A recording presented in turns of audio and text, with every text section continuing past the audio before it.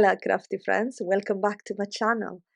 I put this blue piece of paper just to cover the light overboard. But anyway, today I'm going to play with these two adorable stamp and dies of the month for so it's clear stamp and die of the month for Spellbinder for February 2024. They're beautiful.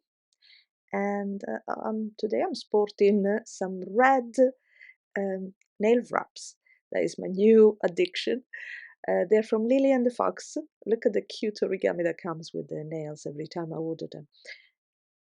Super cute. Anyway, they're very, very easy to use, and this color is called Cherry Pop. But let's make a card now. I started taking my stamp positioner. This one is from T-Mole's Tonic Studio. I've got it many, many years. And I die cut already the shape using the coordinated die, and I just put my stamp on top to make sure it fit correctly, and then I put the the positive part back in. So I'm using some distress ink to print, to stamp first, because I wanna color with Copic. So I don't wanna. So I'm just doing some very light stamping just to see where I'm supposed to color, and that's it. I don't need to anything else, but I'm gonna keep my stamp inside the stamp positioner. Today I'm using some TriBlend color marker, alcohol marker. They are what they call from Spectrum Noir, I think it is. And I'm doing some very simple coloring. I'm not an expert, that you probably know, so I'm just gonna do very, very quick using 3 shades of green that come in the same marker. I find very very convenient, and 3 shades of pink and 3 shades of yellow, I think. So starting with the green again, and go with very simple coloring, just a couple of stroke here and there to give some colors. And after that I will stamp again the image on top, so it will be, you will have all the black outlines after. So for the flower I decided to use some light pink first, and I'm not gonna cover the full flower. I'm just gonna start from the center and then do some strokes toward the end of every petal very quickly. Well, I I did accelerate the video 1.5 times, I think, so it's I do not color that quick usually. So just, but it's super simple, nothing too mastery, let's say. And that's it. This stamp set is really pretty. It's beautiful. Now with the second, this is the third darker color. I'm just add some dots. Like I searched some of the lily online, and I saw the majority's got this very pretty speckles. So I'm just gonna try to do the same on my flowers. Again, not nothing too complicated, just starting from the center, a bit more concentrate the speckle, and then a bit lighter toward the end of the petal. And that's it. Now the center is, I'm gonna use yellow. I wanted to use just one yellow, but then I realized it's very light. It's a bit too light. You can barely see it. So I just went up with the stronger yellow, almost brown. And I think it worked better. And now what I'm gonna do, I'm just gonna put it back inside the stamp positioner, the same place it was before. And here is where I mess it up.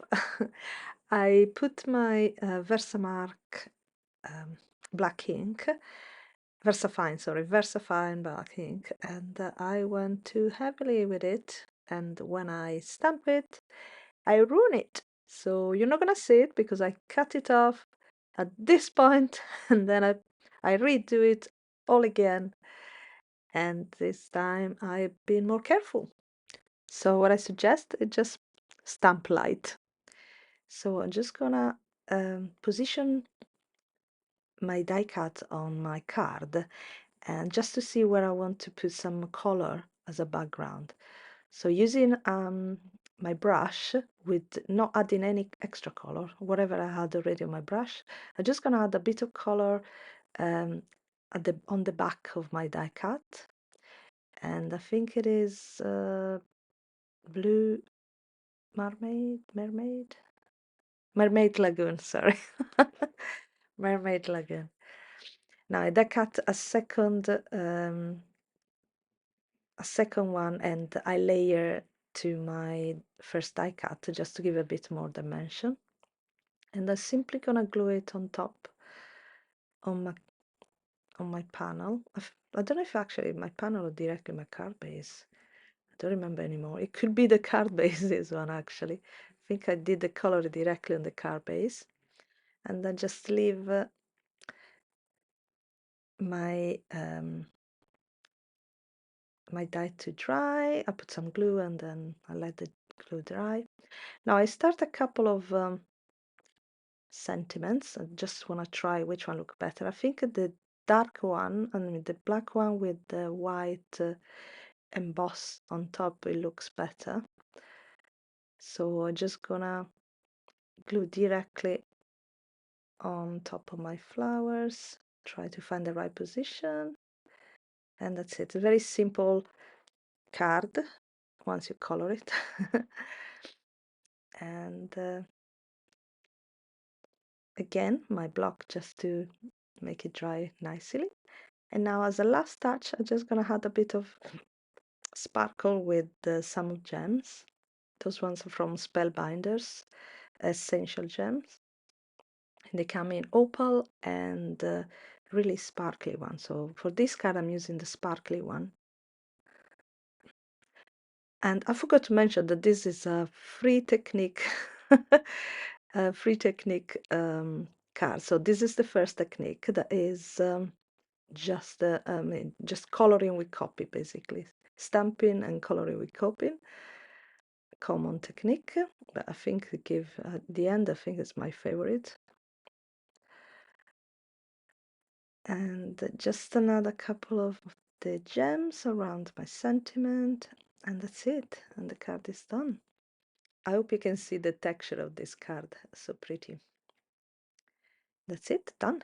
Now for my second card is a different technique. What I did, I die cut my flowers out of watercolor cardstock. I stamped the image with clear Versamark ink, and then I gold emboss it with gold powder. So now I'm just gonna do some very easy watercoloring using Distress Oxide ink and a water pen brush. So I'll start very lightly with my purple. I'm gonna list all the colors below because I don't remember now, but I will list them below. But anyway, start with the purple and just very lightly. Again, I'm gonna try not to cover the whole petal, even if in the end I think I did, but I started light to try not to cover everything. And then I went a bit more darker in the center. Yeah, now here I'm covering because I realized it didn't look particularly well with the watercolor. And with the same color, I'm just gonna do the dots again, just with the color more concentrate, so using less water. So trying to do to make it look similar as before at the other card, but with this different technique. And then my battery ran out, sorry about that. But I color two of the flower with the same purple, and the flower in the middle, for the flower in the middle, I used a different color that is, I don't remember. I'm so sorry. I'm terrible. I will list them below, or I'm gonna put some um, text if I remember up here, so you will see the colors. Um, for the leaves this time, for the greenery this time, I'm using a blue instead of a green, and as a darker color, and then I'll mix it with the yellow to get a light green to finish my buds. I think they're buds. That's it. Again, I'm gonna double layer it. Oh no, sorry, this one is for my third technique. What I did, this time I white emboss my design, so you won't be able to see much now, but once I put the color in and I use a cloth to remove the color from the top, I think you can see the the design under, hopefully. Sorry, it's not very clear for the video. So this one is a super fast technique. So it's not my favorite. I don't think it came out as good as the other cards, this one, to be honest. But if you're in a hurry and you love this type of effect, then this is the card for you. So I just went with the more deeper color, darker color, because I couldn't see properly the design before, but now you can see better once I clean it up with my cloth. And for this particular card, I don't want the frame, so I'm just gonna cut around, just eliminating the frame from my die cut. It's quite easy to do. I just cut around with scissors, and I think I die cut in the center as well, to remove some of them. Yes, I used a craft knife just to cut some bits from the middle, some extra bits. That's it. Again, quite easy to do, to be fair. And I'm just gonna place darken up, sorry, I'm gonna darken up a bit my flowers. Now, to make more visible this part that I think is called a pistil, I'm not 100% sure, I'm afraid. I'm just using some my water brush pen with just some water to remove the color, basically, so it become more light, so it's a bit more visible. And same things for the little again, no idea what they call, but I just would use the water to remove the color when I need it, and that's it. Now I want to back this my flowers in an emboss panel, with an emboss panel. So I'm using the embossing folder of the month for February 2024. It's pretty, very pretty. I matte the embossing panel to black cardstock. I already attached to my card base. Now what I need to do is just pop up my die cut with some foam tape. I finished the large one, so I'm gonna need just a small one now. So I'm gonna touch the last one, remove all the release paper, and just position it in my panel. That's it. Again, very simple card. And I thought this one would have been nice as sympathy card. So choose as a sentiment the one that said you're in my thoughts, and I'm just gonna make the sentiment a bit stronger with a bit of double layer. So I die cut the same out of white cardstock, and that's it. And now I'm just gonna glue it flat, I think so. No, I'm just gonna pop up again with some more foam square. Just a couple will be enough.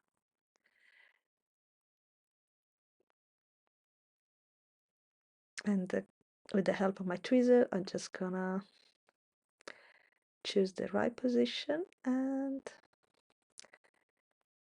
oh, is it straight? I'm not so sure. I hope it's straight. I just highball it. It looks straight. And as a last touch, I'm just gonna they keep on falling off. I think the tweezers are not the best choice for this embellishment. That they are the color essential gems from Spellbinders. So I decided to swap with my little tool picker, and it did work better. So I'm just gonna put a few of the opal ones in the center of my flowers, and that's it. And the card is done. Again, very simple. Not my favorite, but I think it's okay. Now the third card, I decided to make it as a shaker. So I die cut the shape from this texture cardstock that I really like.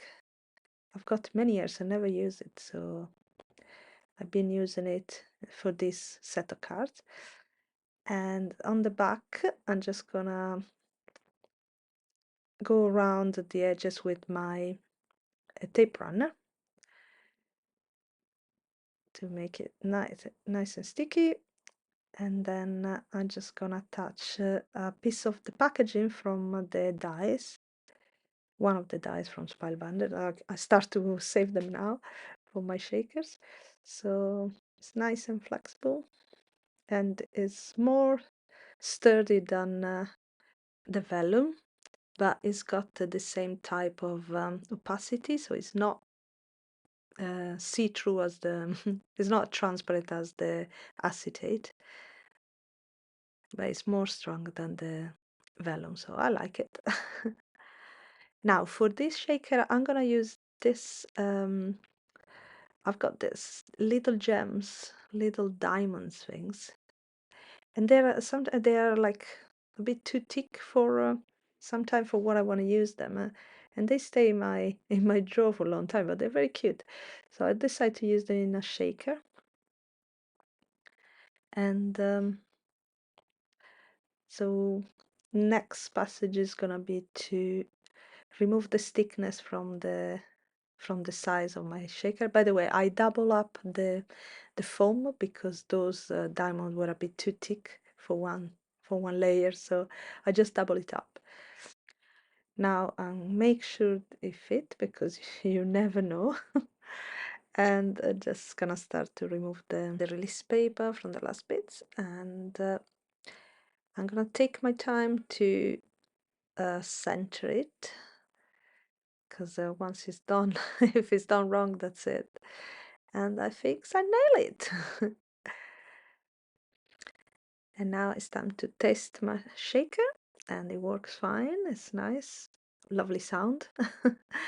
I'm gonna glue my stamped image on my window, and I'm putting glossy accent that is also a strong glue.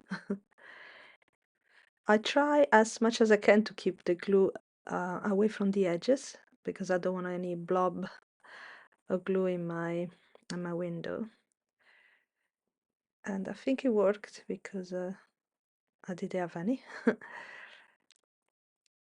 Now I'm gonna put a block on top, a block of acrylic on top, just to help to dry, and I'll leave it there for a few minutes. once it's done, I'm just gonna attach my sentiment that I already double up with a few layers to make it nice and sturdy. And they made a curve to follow the curve of the arch, so I'm just gonna attach it there because my inking wasn't perfect over there, and this is perfect to hide that mistake. So I think it looks quite nice.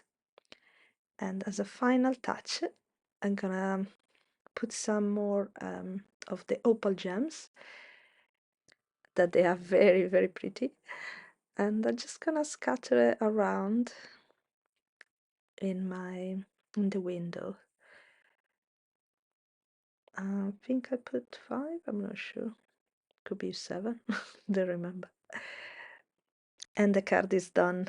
I kept it simple again with the soft colors, and I think I'm at okay. And here are my free cards, a free different technique. This one is watercolor on gold embossing. This is ink blending on white embossing. And the first card I made was alcohol markers on the print. Which one is your favorite? I think my one is the middle one, but you tell me yours, please. I hope you enjoyed the video. Thank you so much for sticking up with me till the end. Have a lovely weekend, and I'll see you next time. Bye!